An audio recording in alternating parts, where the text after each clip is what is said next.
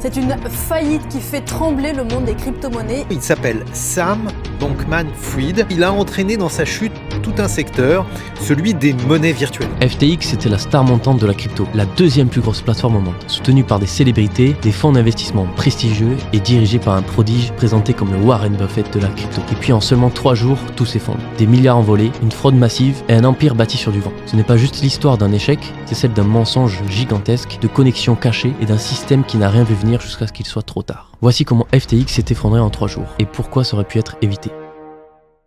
FTX, fondé par Sam Bankman-Fried en 2019, était soutenu par Alameda Research, sa société sœur. Ces deux entités étaient très liées sur le plan financier. Le 2 novembre 2022, CoinDesk révèle qu'Alameda détient principalement des tokens FTT, créés par FTX, ce qui soulève des questions sur la solvabilité réelle de FTX. Instantanément, les utilisateurs d'FTX commencent à perdre confiance en la plateforme. Le 6 novembre, le patron de Binance, CZ, son principal concurrent, annonce qu'il va vendre massivement ses tokens FTT. Dès le 7 novembre, Sam tente de rassurer en tweetant « FTX est solide, les actifs sont là, mais des insiders contredisent ».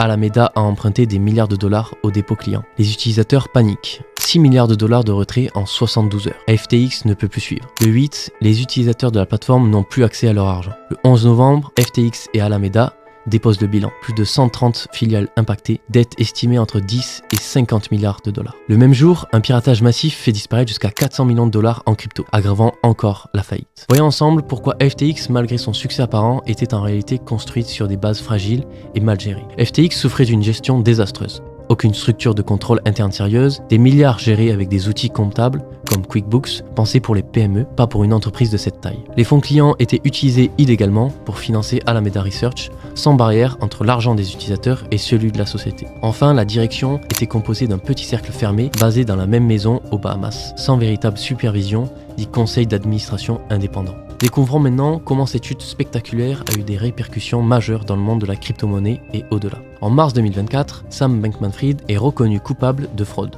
Il écope de 25 ans de prison et doit rembourser près de 11 milliards de dollars. L'effondrement de FTX a provoqué une panique générale sur le marché des cryptos, des pertes massives pour des millions d'investisseurs et a poussé les gouvernements du monde entier à accélérer la régulation du secteur. Voici les 3 enseignements essentiels que tout investisseur en crypto devrait garder en tête pour éviter ce genre de catastrophe. Ne laisse jamais tes fonds dormir sur un exchange, vérifie la plateforme avant de l'utiliser et sécurise tes cryptos dans différents hardware wallets. Tu veux d'autres histoires vraies du monde crypto? Dis-moi en commentaire celles que tu veux que je traite. Et si tu veux mieux comprendre la crypto et éviter les erreurs, pense à t'abonner et à liker la vidéo.